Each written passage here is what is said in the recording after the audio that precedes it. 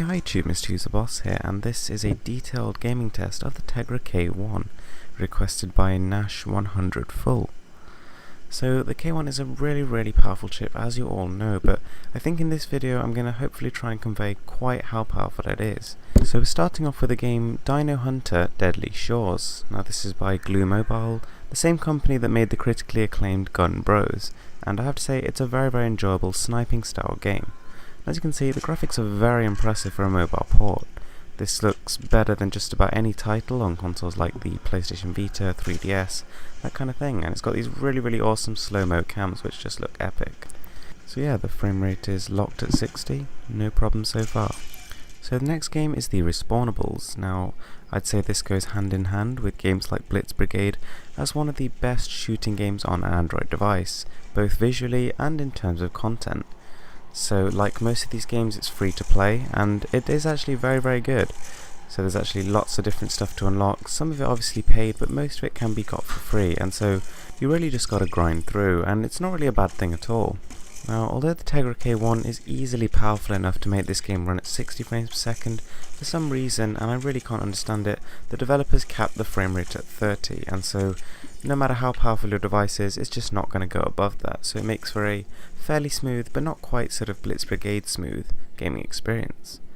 So then we have Bloons Tower Defense, and I'd say it's very easy to underestimate how challenging a game like this can be on a phone's hardware.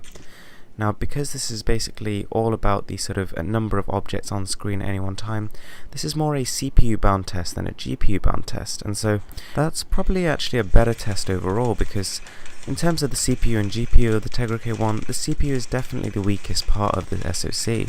Having said that though, there are no issues here. The frame rate is again locked at 60. Now another one which I find kind of interesting is Badland. Now this is an incredibly highly rated game, I mean one of the best on all mobile devices. It's like a really atmospheric 2D style puzzle game. And yeah, it's very enjoyable, and again, works great, as you would expect. I mean, it's a fairly simple game, but nonetheless, you know, it's kind of elegant in its own simplicity. It still looks absolutely stunning. It's almost pulled off a kind of Rayman look here. So another one that I've tried is Real Steel Boxing.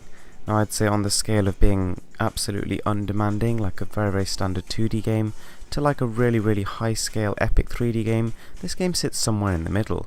It's kind of like a 2.5D Tekken style fighter. And I have to say I don't really like the game itself, but I guess it's a good demonstration of what the device can do. So as long as the optimization is right, the game looks really nice and plays flawlessly. There are no bugs, no glitches, and everything is supported, it just works. The gamepad mapper can also be used to customize your controls for use with the wireless controller. And then we have the new Spider-Man running game, and this is actually an impressive looking game. I mean, I was quite surprised, but it's using a cel-shaded graphics engine similar to that of something like Borderlands 2, and it does work really well on a mobile device, and I was kind of really looking forward to the time when mobile devices could pull a look like this off, and we finally got there. Tegra K1 again handles it beautifully. So yeah, I mean, to conclude, the Tegra K1 is an incredible chip. I mean, I don't know what people are complaining about. I mean, I would go as far to say as, taking the power of the chip into account, the Shield tablet is the best value for money tablet you can buy as of yet. In fact, it's probably the most powerful. Until of course the Tegra K2 comes out, but that's a video for another time.